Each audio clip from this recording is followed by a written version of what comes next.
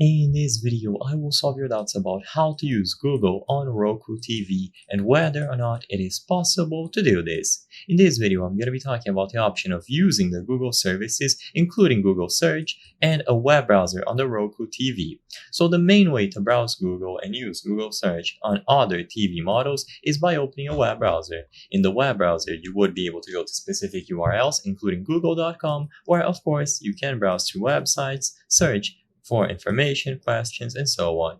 Now, how do you do this on a Roku TV natively? If you go over to the home screen and you try to browse through all of the applications available on the Roku TV, you will notice that there is no web browser. So if you look for the keywords internet, web, or anything related to navigating a web browser, you won't be able to find anything on your Roku TV. So as it stands today, how do you actually access Google? Well, it is a fact that there is no web browser natively installed on a Roku TV, and sadly, even if you go to these stores and you try to browse through various different applications, you won't be able to find anything. The sad direct answer is that there is no way to use Google on your Roku TV natively. You can purchase a specific adapter or a stick, which I'm going to talk about, but I just wanted to get the answer out of the way. Any videos that you see claiming that you are able to do this are fake. They are either just dragging you along for a nonsensical answer, or they don't work.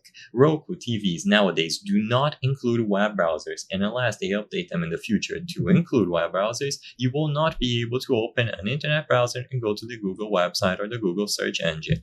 What you have to do is consider purchasing one of these TV sticks. So you have the Amazon Fire Stick and also the Xiaomi TV Stick. Essentially, they will be running Android TV, which does have a web browser, and then by using the web browser available on these TV sticks, you are able to go to google.com. But if all you wanted was the answer to the question in the title of this video, it is going to be impossible to do it using solely your Roku TV.